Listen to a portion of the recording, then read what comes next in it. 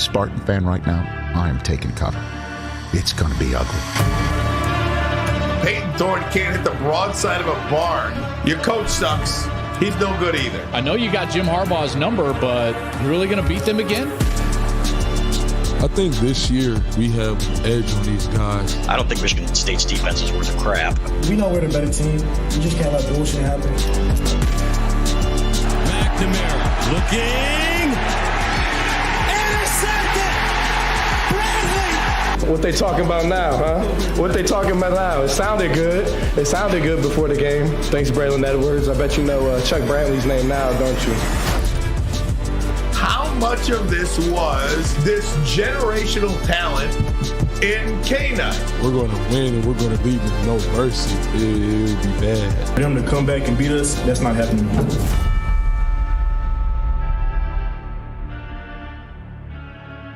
Oh, chomping the wood. Here we go. And oh, here chomping the wood and blah, blah, blah, blah. Well, it's certainly not chomping the wood. I don't know about you, Ben. You can play that dramatic music again if you want, because I will introduce this show with that backdrop. I feel like I'm playing in the game. Unfortunately, or perhaps fortunately for Spartan Nation, I am not. But I am with a couple guys that are, and a key figure on the sidelines as well. I'm excited for tonight. I'm nervous for what's coming up, but it's a good type of nerves. It's a good nerves. It's an excited nervousness. It's all positive. So we're going to get right into it. I'm going to introduce our guests. Let's go kind of, let's go clockwise, Ben. So let's run this. We have across from me a superstar in his own right, Jacoby Windmon. First year as a Spartan, and we like those one-year transfer guys. We've had a lot of success with them. That's Jacoby Windmon. Next to him, Darius Snow, a Michigan State legacy, honestly, as good a graphic designer as you are a football player, a compliment on both fronts. So you're a legend in your family, obviously at Michigan State as well, and a senior leader, a guy that is leaned on and has been leaned on for a long time in East Lansing, Xavier Henderson to my right.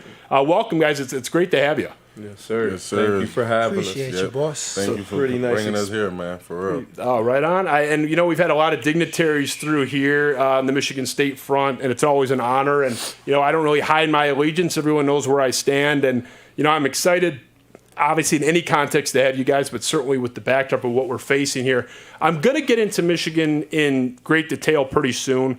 I want to sort of knock out some of the other shit early, and then we can get into the meat of it and focus the sort of body of the show on that. I want to address up front what I consider to be a ridiculous panic, narrative, complaining, whatever you want to call it, cynicism surrounding your head coach, Mel Tucker. I mean, over your shoulder, I have a commissioned painting of the guy. Maybe you saw in the bathroom, there's a picture of him. On the hallway, there's another painting of him. I'm obviously a Mel Tucker guy. But I think the East Lansing circles, the Spartan circles, are not wavering at all on Mel Tucker. I think no one I'm talking to is, I don't know if we got the right guy. Everybody still loves our coach. There has been no deviation off that course at all. Where I'm seeing it, and it is prevalent, is on a more national basis. The national media, some regional media that are more Michigan-oriented. I'm not going to get into that. But that's where it is. So I want to play a little bit of what people are saying there about your head coach, and then we're going to get into this and how I think it's overblown. I'm curious for your opinion. Mm-hmm. Panic. Panic time. Like 5-alarm fire. Panic time. Mel Tucker's in his fourth year as a head coach. He's 20-16 overall and has only had one winning season. So we haven't seen him have a winning season without Kenneth Walker. How much of a leash are you going to give Mel Tucker with the Michigan State Spartans? You saw him succeed last year, but this year, when it's truly his team, the recruits are his now, are not succeeding whatsoever. You have to think this is what the future is going to look like for Michigan State if Mel Tucker's still in charge. I don't care about all the nice things people have to say about Mel Tucker. I don't care about their fan base. Tucker's coming. By the way, let me know, because I've been waiting at the station for a long time. Clock's ticking. They're looking at a coach that's going to be in trouble at the end of this year. Next year is going to be a make-or-break year, and he just got paid the year before that. So, I mean, this is what's out there. I don't know if this is even on your radar. There's this negativity surrounding this coach right now. I'm curious where you guys land. Is that something that has penetrated the building at all? Are you guys aware of this negativity? Is this the first you've heard of it? I mean, we'll start with you, X, because you've been here, for a while. What's sort of your take on this and the noise around Mel Tucker right now? Yeah, well, I'll tell you first and foremost, honestly, this is really the first I've heard of, all this, but it's not surprising. I mean, this is these people's jobs. They get paid to do. They need something to talk about, and really, it's follow the money. He got paid a good contract, and so they want to see what he's going to do with it. He's not playing, or we're not playing like we did last year, but the world now we live in, it's social media. This, tweet this, tweet that. That's their job, and definitely it's not something we think about or we really even see within the football team, I think. So, I mean, you and Darius in particular, just because Jacoby wasn't here last year, you guys were in this at the height of the Mel Tucker hype, and it was a national thing, too. It was not just regional and not just in Spartan Nation. I mean, Darius, do you see any, difference in the building day-to-day? I mean, I know you have your own situation going on with the injury and recovery and that, but there's no sort of downsizing of Tucker enthusiasm on campus is what I've been told. What's your take on that? No, I mean, it's no different. It's no different. I mean, everybody is on board, even though things haven't gone how we would have wanted it to go. Everybody, the goal is still the goal. We all attack each day with a relentless focus is what we're all doing as a team.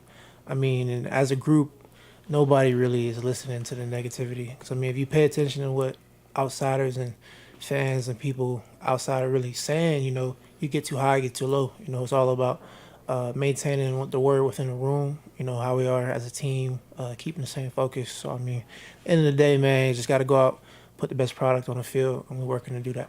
I mean, at the risk of sounding cliche, it is something to point out, I think, that even in games that are not going well, when things are starting to avalanche a little bit, which we've seen a couple of times this year, the body language is still really good on your sideline. The guys are still flocking to the ball. There's no sagging shoulder shit. I think that's more what you look for in terms of, oh no, a program's in trouble. And I mean, without naming too many names, but you saw that, in my opinion, which is anecdotal, but with Nebraska this year. Nebraska, they had sort of sluggy shoulders. They're kind of bickering on the sideline. They looked like they were at a funeral. I'm not seeing any of that with you guys. I mean, Jacoby, I know you don't have the frame of reference from last year, but you guys seem as dialed in as you could possibly be. I don't see any lack of focus there. Is that your take on that too? Yeah, I mean, for the most part, man, we're a process-driven team. So, you got to trust the process. And I think that's what guys been doing a lot. They've been buying into what, Coach Tuck says, what everybody else says, the culture around the building. So I never really see nobody deviate from that. So, that's a positive on our end because, it's a lot of distractions. It's a lot of people out there that with their opinions, but their opinions really don't matter because at the end of the day, it's really all about us. And, Coach Tuck just does a great job of, relaying that message to us every day. We relay that message to each other. So, I mean, it's really like one of those deals when, we all together. It's we versus we. It's not really, worrying about nobody else and what they say. So we just try to stay, together. That's the whole thing. Do you notice a difference? I mean, this is honestly, anyone can speak to this. Do you guys notice a difference with Mel Tucker when he comes in, win versus a loss? Because his whole thing is the Trevor Moad, neutral thinking, never high too low. He seems pretty like you get the same guy in the press conference. You don't know whether he won or lost based on what he's saying. Yeah, I would agree. That's pretty true. He comes in, we go over the film, we talk about it as a team, and then we're just on to the next game, And like Jacoby said, it's about the process. And like you said, Trevor Moad, rest his soul, he passed away. Rest in peace. You know what I'm saying? Coach Tuck really believes in that, and he gets us to believe in it. But we're at a point now where it's not really all Coach Tuck's team. He wants us to be our team, and we, you know what I mean. We got a very player-led team, and so Coach Tuck just has to tell the leaders one thing, and the whole team's going to find it out.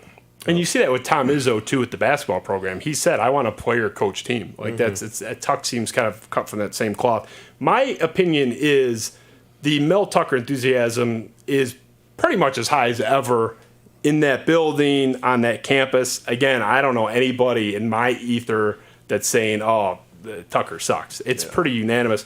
The one that I'm hearing in-house, not you guys, but in the Michigan State family fan base, is the defensive coordinator situation. Now, I, to the point of maybe hypocrisy, have defended Scotty Hazelton. I don't think he's the problem. I do not think he forgot how to coach. And I'm not just saying this because you guys are here. I have tweets about it. I've done shows about it. I am a Hazelton defender.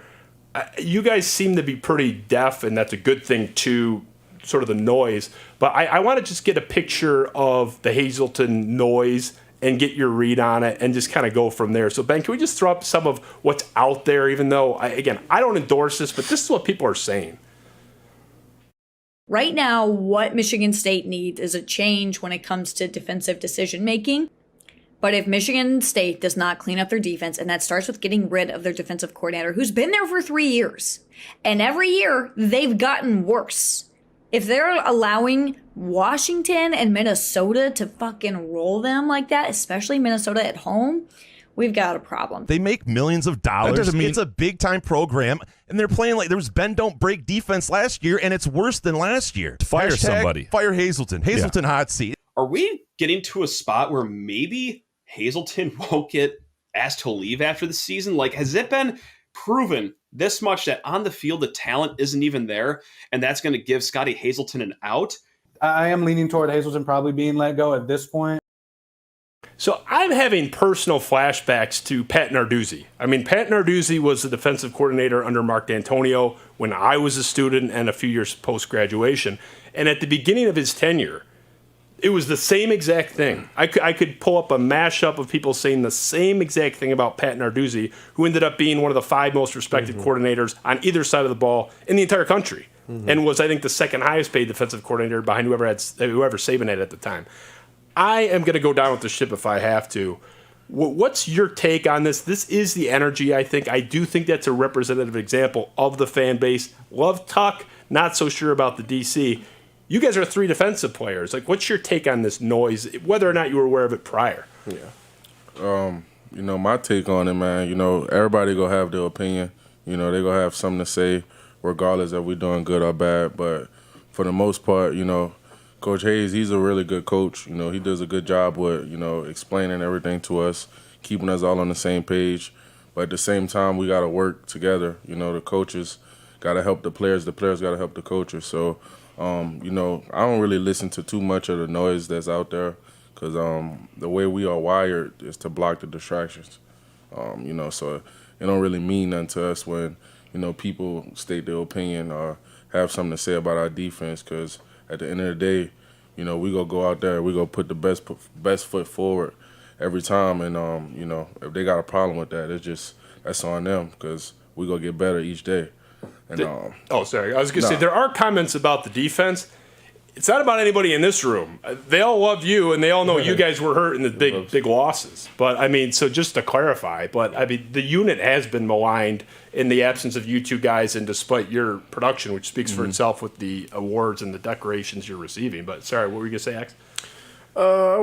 It's just, and no offense, really, you're doing the media thing, but like I said, people got to talk about something. You hear him laughing like that. Oh, yeah. He'll laugh a lot. And you can shit on the media all you want. I do nothing but shit on the media on this show, so you're not going to hurt my feelings. They don't like me either, really. And people that aren't in the situation, I know, like, people understand football. I know they do. And people are smart and they understand the game, but they don't really know what's going on. So Coach Hayes could call the best defense of game, or specifically a specific play, and one of the players will bust the coverage and Hazelton this, Hazelton that. You know what I mean? Mm-hmm. And I see that. I do see the Hazelton stuff a lot on my social media, and it's upsetting, but that's the world we live in now. Coach Hazelton is a great coach. He cares. He loves football. He loves us. We've had injuries. That's no excuse. But we're working, it's been a lack of execution on our part, and, everybody plays a part in it. Coach Hazelton hasn't called his best game yet. We haven't played our best game yet, But that's from top to bottom, from Coach Tuck to Coach Hazelton to Coach Johnson, you know what I'm saying? So that's everybody's job. That's some people got to get paid at the end of the day, Our job is play a little football, That's what it is. We got Darius. Do you take this stuff personally? I know you're, rehabilitating, but you were a key member of this defense, and you're still a key member of that locker room by all accounts. Like, do you take that stuff personally because it's so targeted at your unit? I mean, me personally, like, I was with Coach Barnett, obviously Coach Barnett, Coach Tucker last year. And now, really this spring I started working with Coach Hayes, and come the fall I was full-time with Hayes, really. Barnett, as for Barnett and really Hayes alone, I've never really been with two, like, better football minds, especially Coach Hayes. Like, the way that he breaks stuff down, him and Coach Tuck, like, you just watch film with him, and 2 minutes later, he'll have told you what everybody on defense is doing. Stuff like that. He's a great football mind. And kind of similar to what X was saying, it's not just him. It's not just X or Kobe or Chuck or anybody that's on the field. It's a group effort, and everybody's got to own their 11th. If 10 people are doing the right thing and one person isn't, then it's not going to work. There's a chance that it won't work. If Coach Hayes, he's human just like everybody else. Nobody can call a perfect game.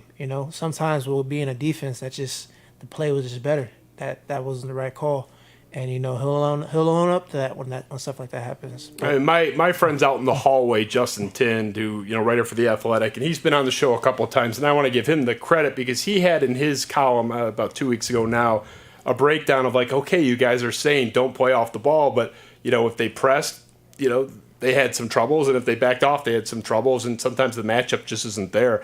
I'll go down with the ship. I'm not alone on the island, but it's getting kind of lonely. Justin, the aforementioned Justin in the hallways on the island with me.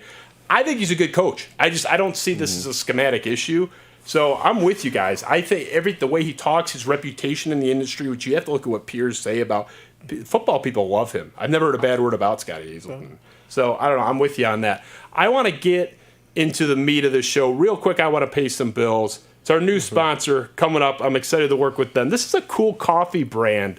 This is really good shit. I actually have a big pot of it in the hallway. I don't know, maybe on your way back to the best place on earth, East Lansing. This place is honestly the best place to go. It's called Good Vim Coffee. They launched very, very recently. So there's the site. We put it up there for you, goodvimcoffee.com. Michigan State people get the reference, right? We're fighting with the Vim. You got a couple state grads that started this thing, and I saw them just pop up on Twitter, and I followed them and bought a bag before any sponsorship or any relationship with these guys. It's awesome stuff, and they feature a different guy on their QR code. You pull up your phone, you hit that bag, and it's pretty cool. They come up with a Spartan story, and they got a relationship with your punter right now. I know Darian Harris is working with them on something coming up, so check them out, goodvimcoffee.com. Michigan State guys, they're awesome. Highly recommend them, and just awesome coffee. Try one bag. Trust me, you'll be coming back. All right. I got the negative stuff out of the way. I didn't want to do it, but I'm telling you right now, if I did not address that shit, I was never going to hear the end of it. And I told you what I thought. The Hazelton stuff, I don't think he's the problem. I like Scotty Hazelton. I've been very consistent on that. And the Tucker stuff, we already went over. No qualms about him. The Michigan game coming up. This is a looming showdown. This is the biggest game on Michigan State's schedule. At the beginning of every year, we just know it's circled. You saw the intro. You saw what people are saying on the Michigan side, on the neutral media side, neutral in quotation marks. No one's really giving you guys a shot coming up on Saturday. It's almost like a fait accompli. Rich Eisen's going on his show saying he can't wait. It's going to be ugly. It's going to be a bloodbath. That's what the noise is. What's the noise inside your guys' walls? What are you guys thinking? How are you feeling? What's the mood like there in East Lansing right now? Well, for the most part, we look at it like, one of the biggest games on our schedule. So, I'm kind of new here, so I'm still trying to, see like what it's really about. And, I could almost feel it in the air. You could feel the tension in the air, the way guys talk, about it, the way guys, practice. The comments that goes with this game. So, it's definitely one of the games, we are all looking forward to as a team. And I know Spartan Nation looking forward to it as well. But, just far as like the noise, inside the building, man, it's really just us focusing on us. Because at the end of the day, we still gotta be the best version of the team that we could be, and play together. So it's not really about them, you hear a lot of noise saying Michigan State versus Michigan and how it's going to turn out or what it's going to be. But at the end of the day, it's still going to be about us because we got to play our best ball, and that's the only way we're going to come out victorious. I mean, you saw what they're saying on the Michigan side. I mean, you leave the national media out of it, the alums. They said flat out they're going to beat you. I mean, Donovan Edwards said they're better than you. They know they're better than you, and they're going to beat you. Multiple members of that team have flat out said it. Not saying we're preparing. We think we're better. They are essentially a guarantee they're going to beat you. We've been through this. You addressed it, Xavier, in your press conference last year in famous fashion, calling out Hart, Braylon Edwards, who I call out every 5 minutes, it feels like, because it's fish in a barrel with that guy. But here we are again. This program has never learned their lesson. This shit's been going on since way before you guys strapped on the pads for Michigan State. I mean, this guaranteeing wins, and then we pound them.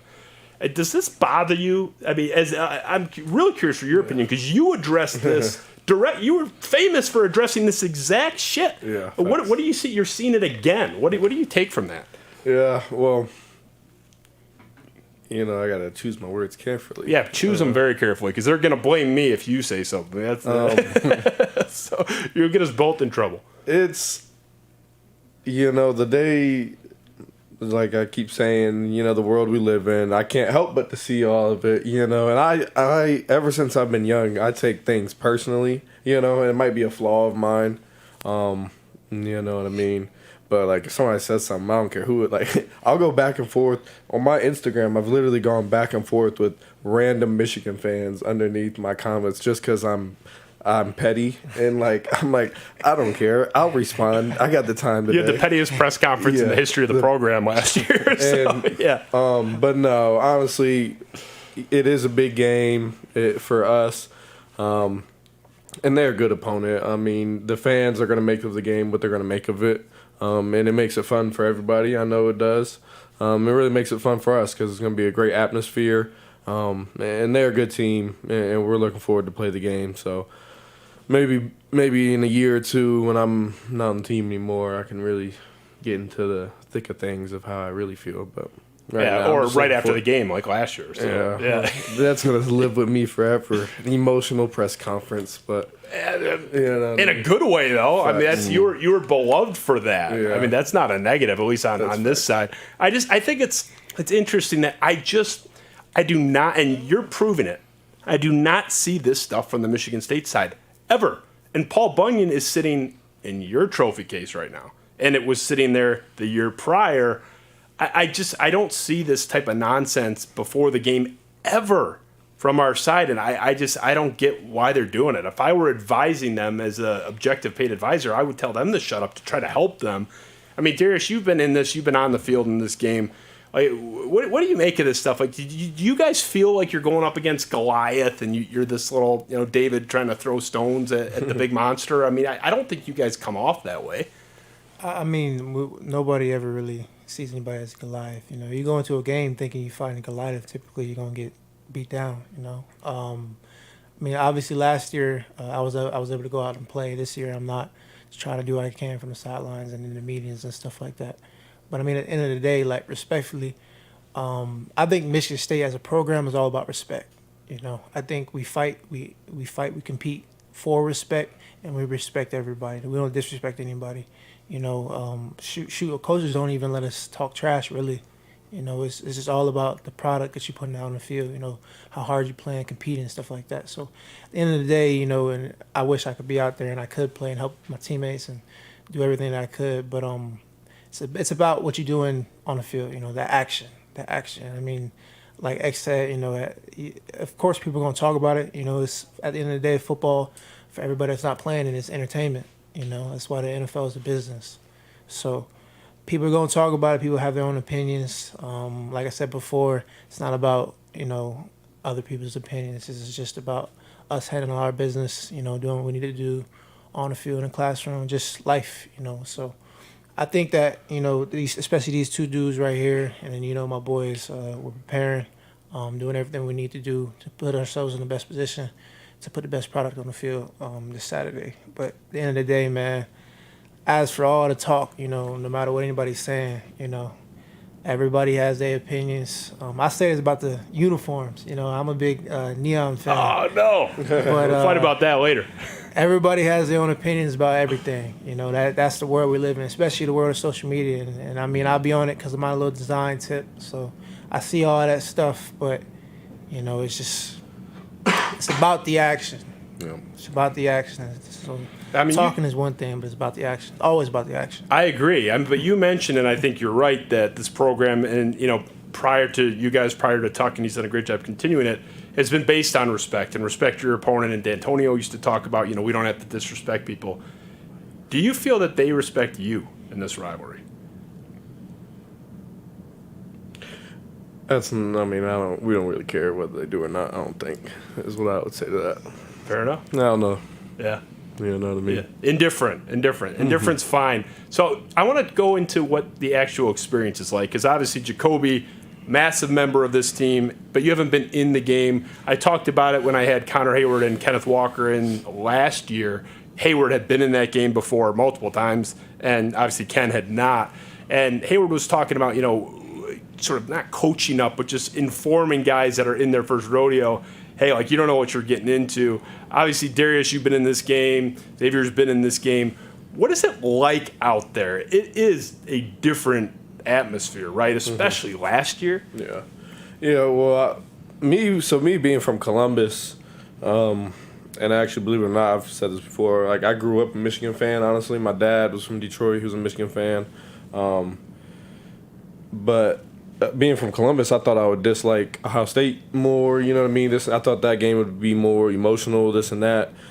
But no, it's just everything coming with this game, just, you know what I mean? And Michigan, the school down the road, they buy into it too. We buy into it. And my first game, we're doing our little Spartan walk with Coach D and little freshman X. I'm on the other side, though, and I just see the whole our whole walk is like back. I'm like, what's going on? And that's when Rashawn Gary and Devin Bush was out there and whatnot. Guy like me, I would have just let the dude through, honestly, especially freshman X. I would have just unlocked and let the. Just let him go. I hope the older dudes don't get mad at me for saying that, but I just let the dude through. Whatever happened, that's cool. I wasn't mad until he started tearing up the field. I'm like, yo, what's going on here? And you know what I mean? That's when it really kicked in. Like, we played it before the game. They ended up winning that game my freshman year. But he tearing the field up. I'm like, dang, you know. And so that's when it really kicked in for me. And you can really feel it out on the field. But it starts with the environment, you know, with the talk of the game, you know, and the social media hype, entertainment hype of it. You are aware of that stuff. I mean, you mentioned that you had played the Rashawn Gary thing in the locker room, you know, right after it happened, and that stuff is present, right? I mean, whether it's Michigan or anybody, if that type of thing happens, you guys seem to be aware of it. I mean, your press conference kind of proves that. I mean, you came out lobbing bombs. Yeah, it's hard not to be, you know. And if I wish I could unplug, you know, but especially being a college athlete, you know, trying to make a buck here and there, you know what I mean? It's important to have like a social media and kind of stay connected, honestly. So it's hard not to see the stuff. If it was up to me, I'd have a little flip phone, you know what I mean? I'd be out the way as much as I could, but I'm trying to make a little buck here and there, so I got to be around, you know what I'm saying? The thing I'm curious about, this is maybe more of a fan thing. I don't know if maybe it's not. The fans seem to think that the night game element of this really matters in some direction. Some people think it helps Michigan. Some people say it helps Michigan State. Emotions tend to be higher, at least in my anecdotal experience going. Is that something players give a shit about? Did you see that come out at 7:30 and it's like, all right, night game, or is it just like whatever, noon, 4:30, 7:33, doesn't matter? Me personally, I mean, and like I said, I'm not out there this year, unfortunately, but and I think I can speak for the rest of my teammates too. You know, ball is ball at the end of the day. You know, whether you play it at midnight or 10 in the morning, you know, ball's ball. You know, we're preparing the same way. You know, we sleep on the same schedule. Everything's adjusted. Like all the preparations that we go into it, you know, it really doesn't matter. You know, you're still playing in front of the same amount of people in front of you and on TV. You know, it's just ball. Ball is ball. I think that goes for everybody else too. Yeah, I mean, for the most part, coming from a Mountain West, conference, all our games was pretty much 7:30 p.m. Pretty late, like 8:30. We might play in Hawaii. It was 12 p.m. game. So I had the luxury of just, experiencing that, the day-to-day process of, preparing for a game and playing that late. So I personally feel like it don't matter what time of the day you play the game, because if you a real ball player, it don't matter where or when, you should always be ready. So, that's how I look at it. Does the home thing matter, really? Because I've argued normally home field advantage is massive. I just haven't seen it matter much in this rivalry. Part of it is, even in their house, you're going to have 25 to 30% Michigan State fans. That's been sort of the average, I would say, just eyeballing the green and white in the crowd. I'm not saying it doesn't matter at all. I just don't think it matters all that much where this game is played. Is that safe? I mean, you've seen both venues in your case. Yeah. So. Me personally, I like away games. I mean, I love obviously playing in front of the fans at Spartan Stadium, but I kind of feed off of the energy from other fans, yelling at me. I know some of the guys feel. Don't you think? Nah, bro. I mean, I love away games. You prefer road games? I mean, obviously, like you said, it's fun to play in Spartan Stadium. And last year, my dad, before the game, he was like, "This is probably gonna be the biggest game of your life." Mm-hmm. And it was loud. I enjoyed it. But I love road games. You go back and look at my career. Really, last year was like my coming out year. The two best games that I played personally were on the road. So I love road games. You go out there, you get booed, you make a play, you celebrate with your teammates, dog. You celebrating with your brothers, everybody else bad, yelling at you, but you happy with your dogs, your homeboys. And that's really why you play the game, to enjoy it, to have fun with your boys, your family, your brothers. So that's like that brotherhood, that bond that you form, and that really comes out during the road games. Can't beat it. But definitely do love Spartan Stadium, though. That's one of a kind. Yeah, it's a different animal. Yeah. I mean, you were in totally different environments, obviously, out west. I don't know if, what's sort of the West equivalent, anything you'd see at U of M? I mean, I don't know that they're the most vicious fan base, but just in terms of sheer volume, there's so many. I mean, what was your sort of toughest environment out there that you remember on the road? I probably have to say when we went to Arizona State and we played Arizona State there. They was pretty, loud. It was a great environment, a great day to play football. But for the most part, you got to feed off that type of stuff. So for me, I fed off the noise. I fed off making the crowd, quiet down. So that's something that, I like most about road games, because they give you that chance to, the crowd might be loud and then you make a play, they're not too loud no more. So that's what I like the most about it. I mean, anytime you beat Michigan, especially on the road, it's wonderful, obviously, especially as a Michigan State Spartan. But I got to think this year it would be a little bit extra, right? Because, again, we've talked about it. People are not giving you guys a shot. I am, because I am old enough to remember multiple times when no one gave us a shot and we won. Yeah. Most recently, 2020. Michigan State is an underdog every single year in this game. Mm-hmm. Literally every single year, the last 15, 16 years in a row, they're on a run of being the underdog. And it's 10 out of 14. There was an underdog in 2014? What's that? There was an underdog in 2014 when we had... maybe it was a one-year exception. Maybe it was 14 out of 15. It's virtually always, though. I mean, last year, underdog at home. 2015, it was like a 7-point spread, even though Michigan State was undefeated. The Jalen Watts-Jackson game. Yeah. Michigan State's undefeated, coming in 6-0. Michigan's 5-1. Didn't matter. It was like a 7-point spread. Mm-hmm. Just the vast majority of time, Michigan State's the underdog in this. And this one is not even close. I mean, you guys are up in the 20s. I know you guys don't pay attention to that, but you're not being given a chance. You guys have said you think you can pull this off. It's not even David versus Goliath.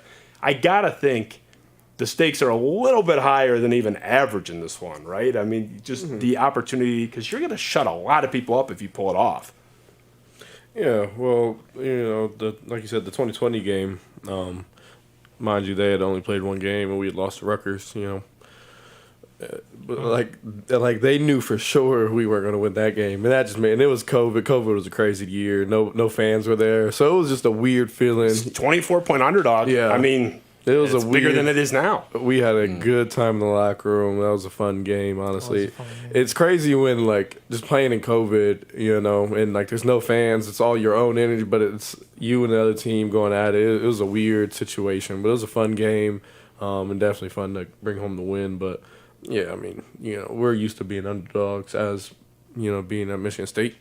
Hopefully one day it's going to change, you know what I mean? But we kind of like it right now, honestly. Mark D'Antonio has spoken to this a couple of times about this game in particular. He used the metaphor letting the lion out of the cage at the right time and trying to get the team in the locker room to peak at the right time and not get them too revved up too early, but don't wait too long to sort of turn it on and flip the switch. How is this being managed emotionally? I don't even care about the schematics. I don't care about 5 wide. I don't care about that stuff. I don't care about blitz packages. Just the emotion, because Tucker talks about it endlessly, the mindset, and we talked about the MOAD stuff. How is this being handled emotionally? How has it been handled emotionally in the past? Because he is 2-0 against this program. What's sort of your experience with the emotional management from Tucker and his staff? I mean, anyone can speak to that. Yeah, I can't speak on it too much because y'all been around them more and around this more. But I mean, for the most part, since I've been here, the emotional part of it is just staying intentional focus, relentless focus in everything we do. So we really just been focused on us, man. So like I said before, so it's not really too much to say. It's more of you just got to go out there and show it. Because, you got everybody talking from each way, so it's all about what you're going to do when you get on the field and the pads on. Yeah. When Hayward was in here last year, he talked about Tucker, and he explained it that it's like a job. I mean, and he was saying it as a compliment. Like, it's just it's like a job. Like, you're expected to behave like a professional. Is that a fair assessment? Do you agree with him? I think, I mean, this, like I said, and I'm kind of in the re-habitual stage for me personally. But like the entire program, especially with the renovations, everything that's going on, everything's treated like the NFL. Like that's how he runs it. The practices, the meals, everything that we're doing, he's trying to make it how they do professionally, and he wants us to act like professionals. And that's on the field and that's in the classroom. Same thing. Handle your business essentially. Obviously, he comes from the Saban coaching tree. Some great coaches. There's a quote that kind of goes off of you talking about emotions that he kind of he doesn't say all the time, but that's just kind of how he rolls, how he operates. And Nick Saban said it actually. He said, "You want guys to play with emotion, but you don't really want them to be emotional because that's when you get emotional, you make bad decisions. That makes sense." Oh, for sure. So it's about everybody all the preparation that you do, and that's the thing about football that's a little different than basketball. You practice and do the same stuff over and over again for a week, and then you play a game.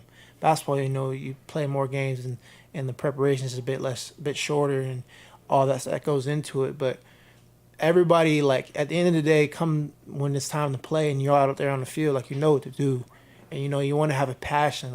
You see dudes make a play, they get up, they're yelling, they're screaming. You want to play with passion. You want to, put everything you got into it. But you can't play emotional, if that makes sense. You can't get, overrun by your emotions, if that makes sense. What's the difference, if any, with the preparation, again, the emotional side of it now versus playing Wisconsin or playing anybody else? I mean, we all know the game is more important. No one runs from that.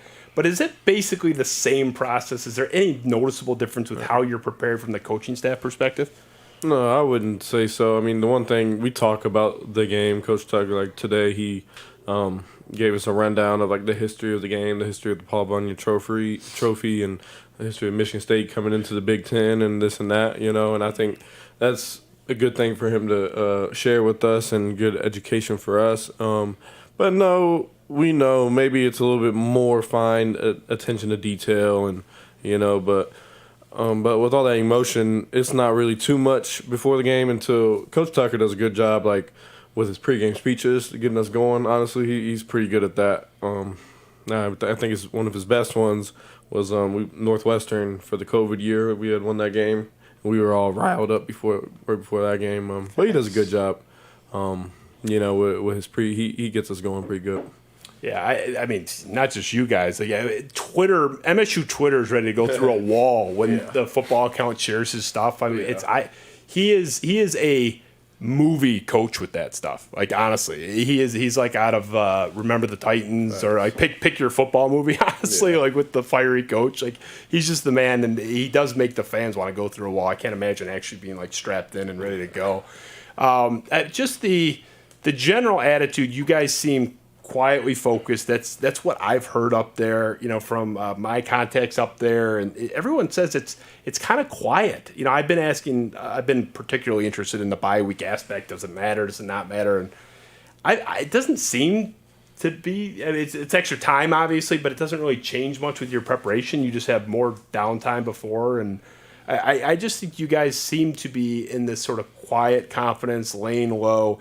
It's the complete opposite of the other side, and I think we've demonstrated that. I want to talk a little bit about last year, and Jacoby might get bored and text his girlfriend or something. But this is a little bit more self-indulgent because I'm honestly just curious. Mm-hmm. Darius said he enjoyed the game last year.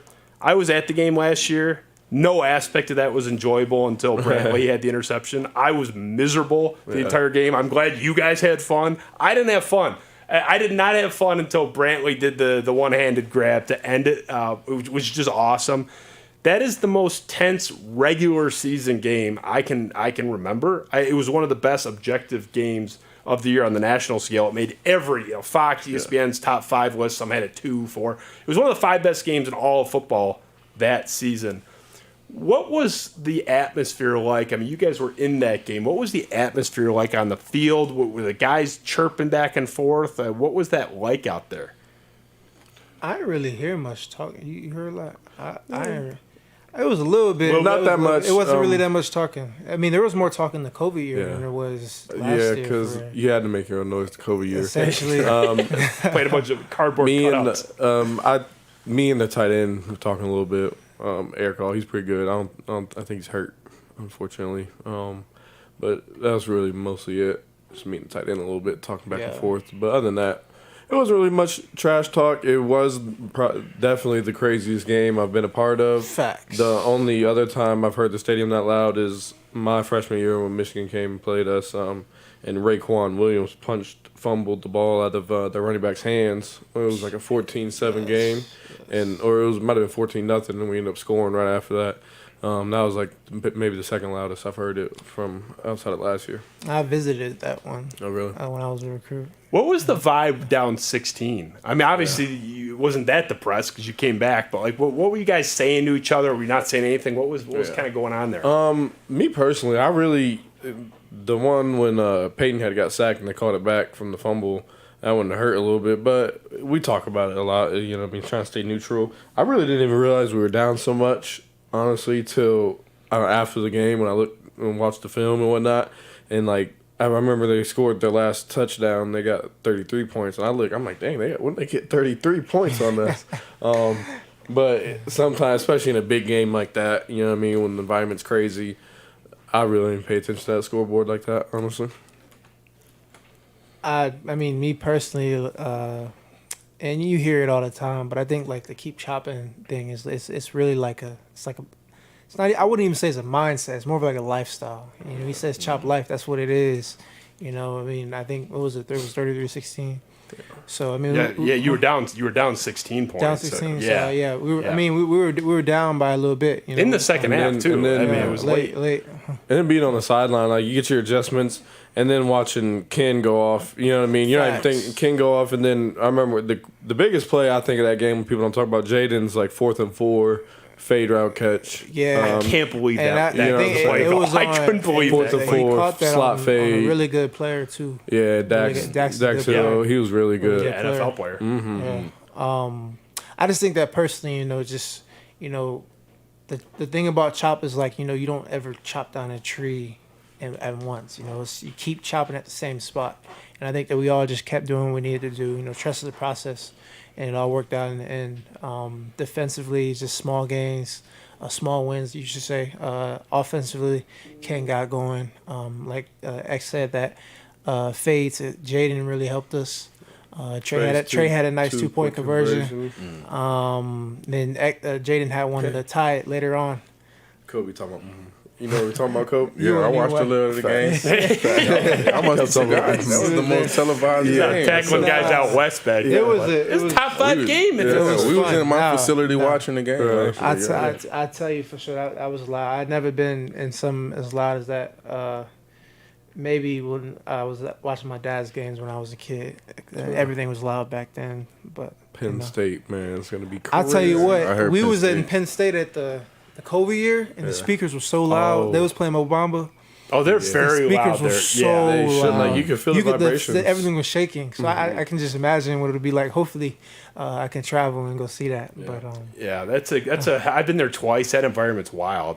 Did they have fans in 2020 there? I know their speakers are like. I mean, they put money behind that. Yeah. We gotta upgrade our system, but that's another story. They did. I thought. Did they? I don't know. Can't tell. Get a new guy. Lie. What's up? Yeah, I don't know. That's what I heard. They upgraded. I heard they them, did, but yeah. Well, I don't know. You got to get some of that HBM money. I thought it was going to be the Penn State speakers. You got to upgrade the upgrade. We got a nice stadium, but it's on the come. But I mean, I was told that game actually didn't count last year because you guys cheated Michigan out of the win because Thorne's shin wasn't down, right? Or was down, right? That was the. So you guys you should probably apologize to Michigan for stealing that. I remember that. That was pandemic. No, that was last year. Yeah. Shin down versus not shin down, and Peyton was on the show, sitting in the chair you're in, Jacoby now, saying, the rule says if my shin's down, it's like my knee down. My shin was down, and that was it. So I don't know. If you listen to the Michigan fans, it was not just debatable. It was clear his shin wasn't down. It's like shin's fucking down. But whatever. I mean, maybe you'll hold on to your 16-point lead, and it won't be such a problem. I mean, when you're out there, they're driving. They're at midfield. That game felt like a coin flip to me. I had no idea what to think. I didn't think we were going to lose or win. The world was just kind of caving in on me. What are you thinking during that last drive before Brantley makes that play? I'll tell you what. People didn't see it.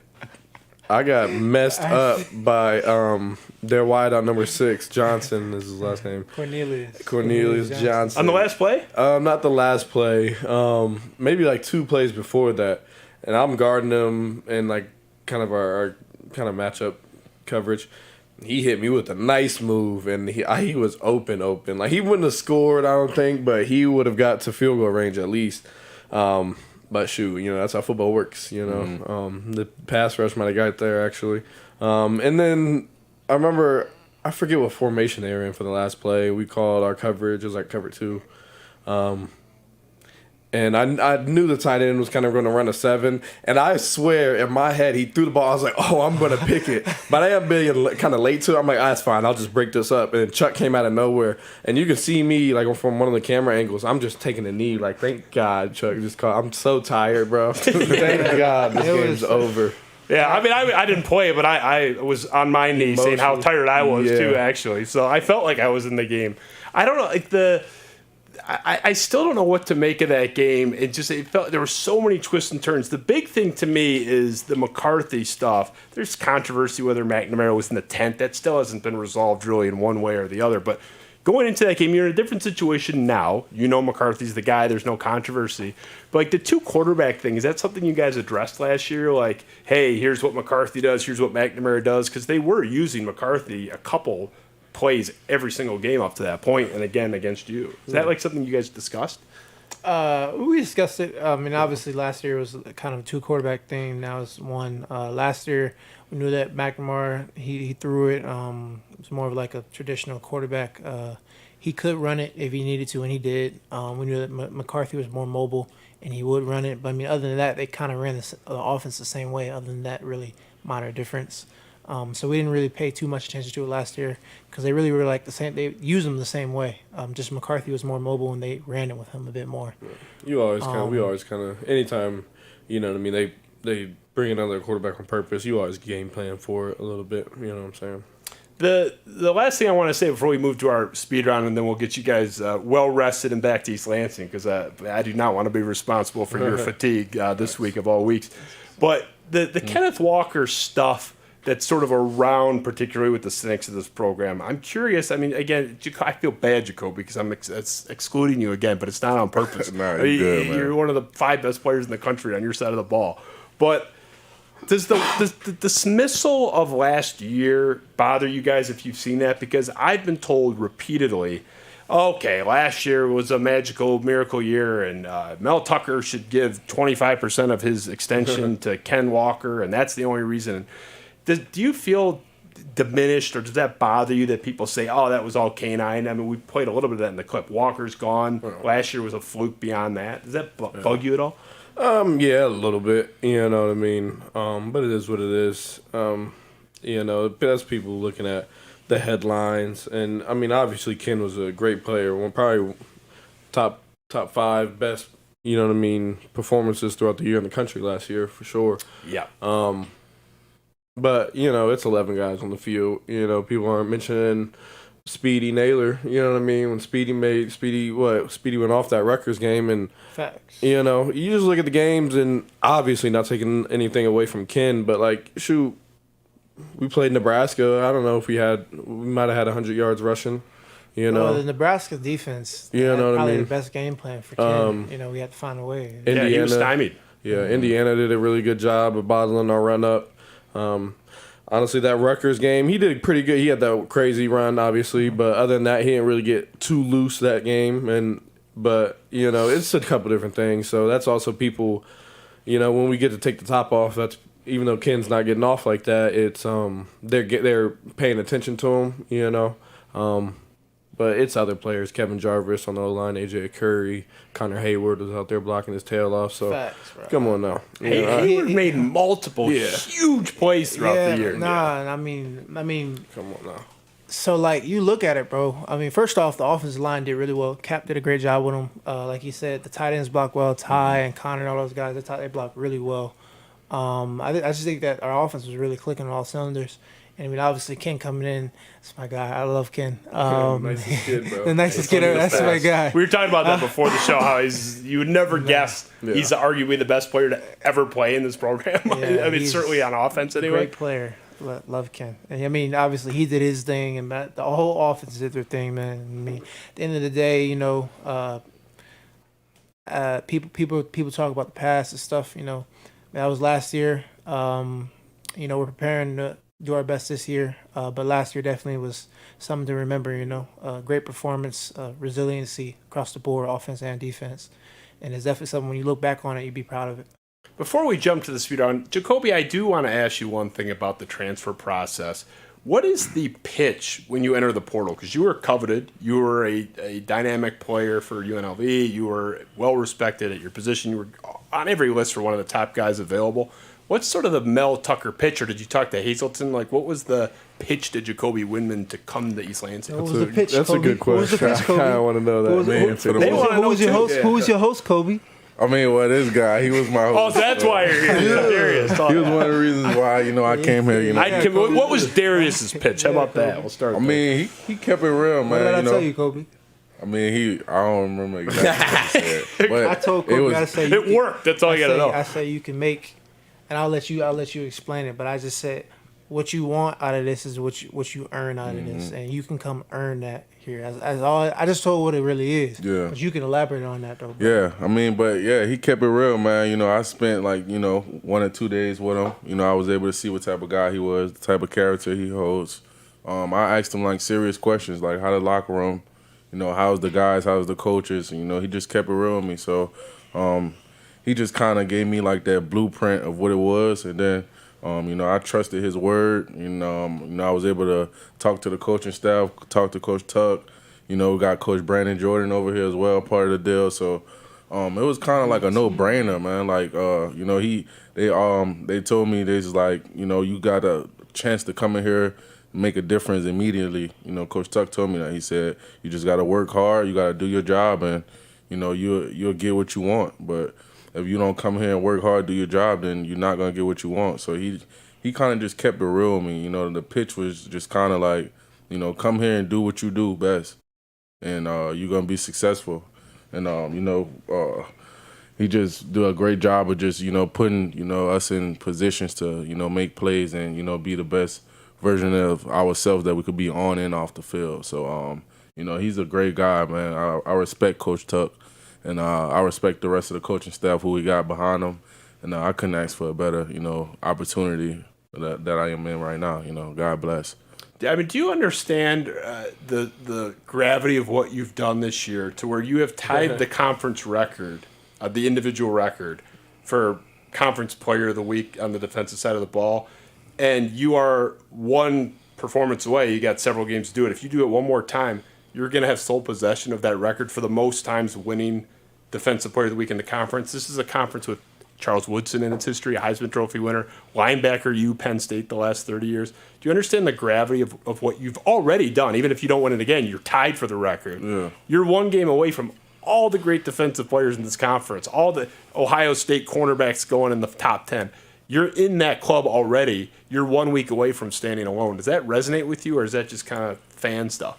Yeah, I mean, man, it's honestly, man, it's a blessing to be in the position I'm in right now, you know. But it all started with hard work and dedication. You know, I couldn't, thank the people that I'm surrounded with enough, for helping me get to this position. You know, from, the janitors to my teammates, the nutritionists, Larry. The weight room coaches, coaching staff, everybody that just helped me, help us get in the position we're in. So I honestly haven't really sat back and actually thought of it like that, because I'm all about just playing ball, man, and everything else is just to take care of itself afterwards. So when you put it in that perspective, it kind of gives me something to think about at night. But at the same time, you got to have like that 24-hour rule. It was a good award to get.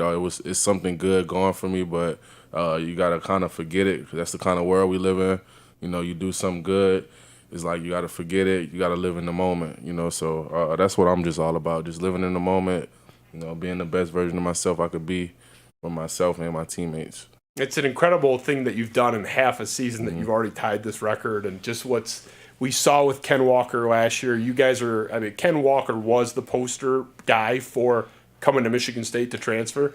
He's got to slide over and make room for you on the poster. We got one on each side of the ball, because again, this is a conference with linebacker you, Charles Woodson, Ohio State putting cornerbacks in the top 10, and you're you're already in this rarefied air. You're one good game away from being alone. My hat's off to you, man. I've loved what you've done this year, and you're a blast to watch. You're kind of a jerk out there in the best way. Like, you're just a pain in the ass to play against. I would hate to be against you, and I just, not to fan geek out on you, but I've really enjoyed your game and watching you play, and I'm really happy. I don't know what Darius told you beyond what he mentioned, but whatever sales pitch he gave you, man, maybe we'll give him the assist, but it's honestly been great to have you. Man, I appreciate that, man. Appreciate it, for real. My guy. Well deserved. So let's wrap here with the speed round. So basically, a little similar to word association, 1 to 3 sentences, kind of talk as long as you want. We'll just rip it around clockwise. Ben, let's get it going here. Let's fire up the speed round.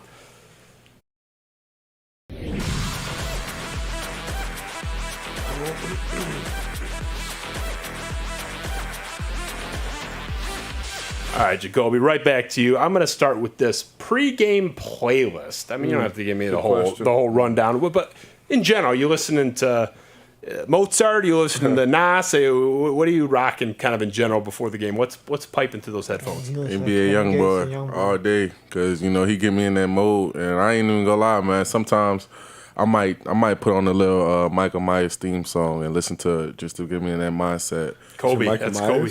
That's what Kobe did. Really? Yeah, Kobe did do that. Yeah. That's who I got it from. A little Michael Myers theme song just to get me in that mindset to go out there, just destroy my opponent and and still do my job in the midst of it. So I got to go with NBA Youngboy, little Michael Myers theme song. The Halloween theme song would be a great one for this weekend, because it's Halloween weekend in Ann Arbor, which is, we all know, is a lot better in East Lansing for obvious reasons that we won't get into.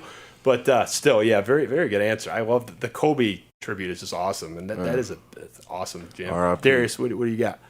I listen to a variety of stuff, all the way from kind of old school stuff. I listen to Hove, and in terms of the new school guys, more so the more upbeat Kendrick stuff, like the Pimp a Butterfly, stuff like that, Mad City, things like that. And then the stuff you hear in Beats commercials, the alternative kind of music, stuff that's you put your headphones in, you just sitting there, you can't hear nothing but the music, stuff that kind of gets you in the zone. So different things, it ranges. I got a playlist that kind of has both and just goes from song to song. That Kaepernick commercial with I'm the man off the bus in Seattle. It's one of the 5 best commercials of the decade. So I'm with you. A lot of Hosier, actually. Oh, all right. Who?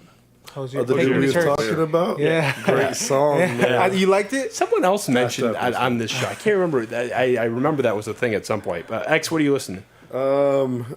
Young boy. But really this year I lost my headphones, so I really had to.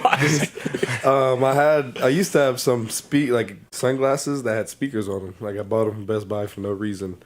I lost them. A bowl game gift card. With a charger. So this year I've just been in the locker room chilling, like messing around with the other dudes. Sometimes if I get too serious, I play myself out the game. So I just gotta stay loose. Yeah, fair enough. Loose and focused, baby. Wait, is there like a DJ in the locker room, like a de facto DJ, or is there music even playing in the locker room? What's the? Nah. You guys just know Some music. people like silence. So Yeah. You gotta have headphones on. We talk like coaches I've had, like my high school coach was telling me, like, you know what I mean, if you're playing music, keep it at low volume because everybody gets ready for a game a different way. So you don't really disrespect nobody's game. So this is a tribute to my good friend Odell Bredham Jr., who would definitely want me to ask this question. Former guest on this show, great kid. Caden Hauser, from what I'm told, was getting some first team reps just with the injury situation to Thorne, a couple weeks ago. What do you make of Caden Hauser? Obviously, I know you're all defensive players, but you're seeing them out there. Obviously, Jacoby going clockwise. What do you make of young Caden Hauser?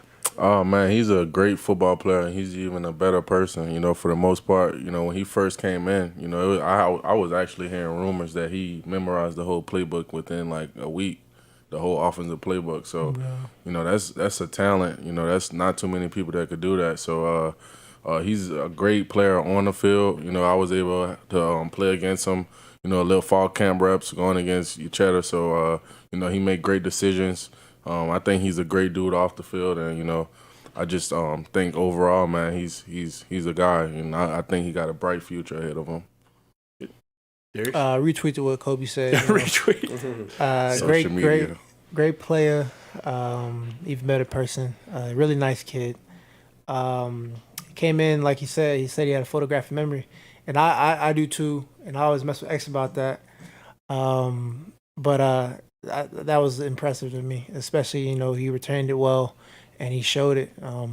But I think really like we have three really good quarterbacks. You gotta throw some credit in there to Noah Kim too. That's my guy. So I mean I think that's my guy for sure. I think all both of those guys have Payton unfortunately were to go down could handle their own weight, but Caden's definitely a great kid. Love the dude. He was 17 when he was on our show. The guy's like 57 years old in soul. Really smart. Really smart, mature. I knew he was young, obviously being an incoming freshman, but he was young even for his class. And it's like, Jesus, man, I was not as put together at 17. What do you make of Caden next? Yeah, I like Caden. Like, I just mess with so the freshmen, and I try to make it a point to where I usually say what's up to everybody. You know what I mean? I try to be cool with everybody and get to know everybody.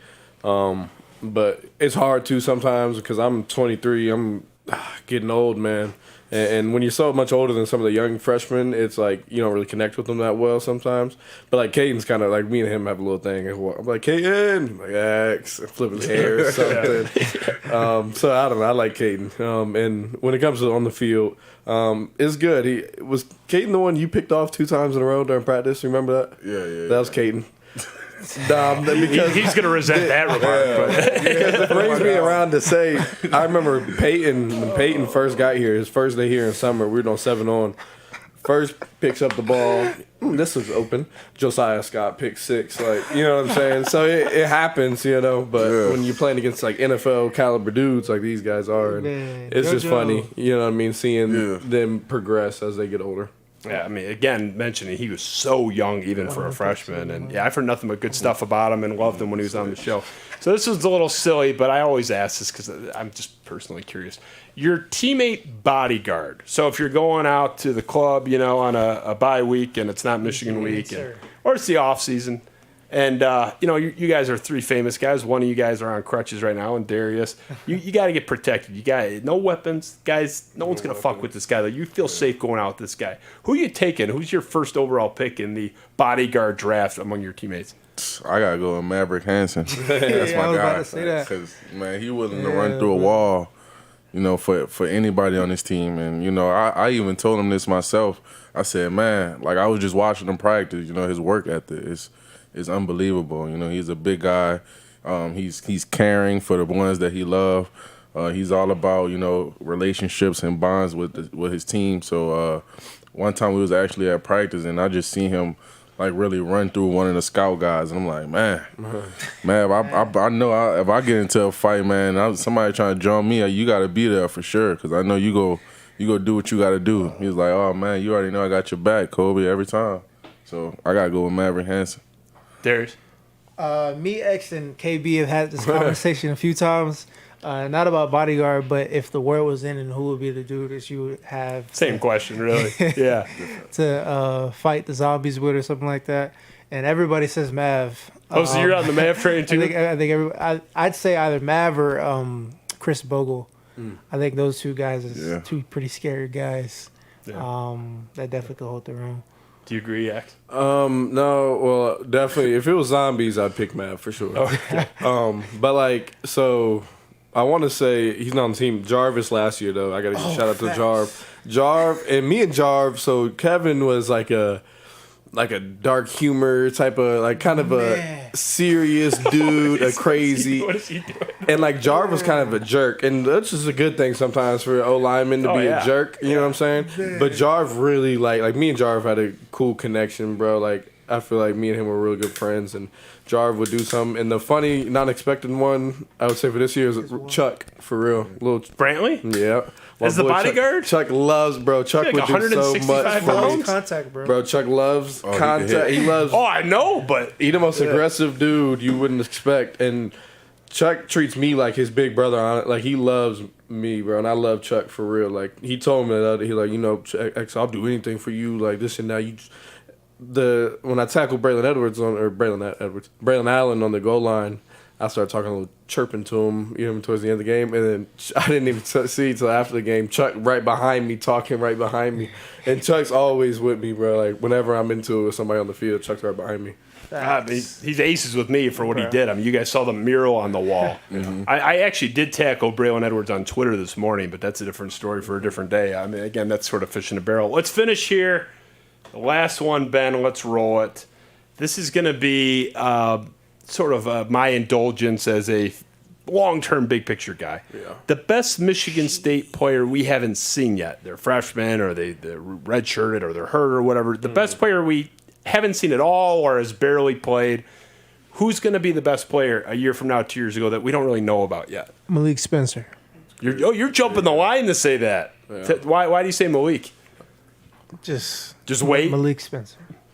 I was going to say the same thing. I'm not going to. I go with my guy Malcolm Jones. Matt, my boy Matt. We got some young bulls, but Malik, that's my dog. I would say Malik, because Malik really has his head on straight. He's been a little banged up. But when he got here, he's like, we would do one-on-ones and whatnot in the summer, after 7-on. And he's like, where's Jaden? Where's Jaden Reed at? I want to go against Jaden. Jaden, where's Keon at? You know what I mean? He's just a competitor. And he was banged up, especially towards the beginning of the year, and he knew he wasn't going to play, but he's still in there, asking me questions, about the game plan, he was going to play. And that's something you don't see very often as a freshman. From the offensive side of the ball, it's hard for me sometimes to tell about the O-lineman, especially at a young age, but a dude I really like is Christian Dooley, or Big Dooley. What's Christian's real name? It's Christian. Is it Dooley his last name? Yeah. I don't think Dooley's his last name. That's his last name. Big Dooley, Christian. Big Dooley. And I really like Dooley. He's a good. He really reminds me a lot of my boy James Ohamba. I live with James Ohamba, and he transferred last year.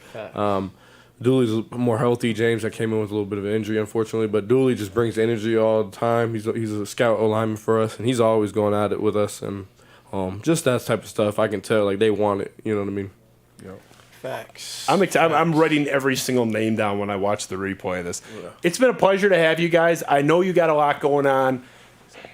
Not to cheapen you two, Darius, extra assist. Thank you for getting this together. And I had your phone number. I have not lost it, despite whatever you desired. But you did a great little graphic for us in the past. I did save your number, and you were facilitating this, and sincerely appreciate it, and all you guys for coming out at all, but especially given the circumstances this week. And I am going to get you out of here. We do 3-hour shows, not tonight. You guys go to bed, tuck yourselves in. Appreciate you guys, Jacoby Windmon, Darius Snow, Xavier Henderson. Honestly, an honor to have you guys, and I'm looking forward to the game on Saturday. Win or lose, you're Spartans, and we love you guys, and we're behind you. And it was a pleasure. So go get some rest, and we're proud to have you in this program, all three of you. It's been a real pleasure for me. Thank you so much. Sir, man. Appreciate Go green, you, man. go white. We'll see you guys. Yes, we'll be back on Thursday with the Michigan version of this show. That guest list is still being hammered out, although we do believe Jalen Watts Jackson will be joining us again to offset the maize and blue, but we try to be, you wouldn't know from the studio decor, but we try to be somewhat balanced. So Spiro Avenue Show, Justin Spiro, great job by Martin Scorsese. Ben Augusta, our producer, with that intro, just dynamite. Spartan Nation, this is a big one. We're looking forward to it. And don't take any shit from anybody.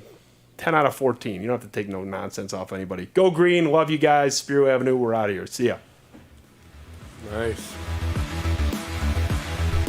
All right. You guys are good.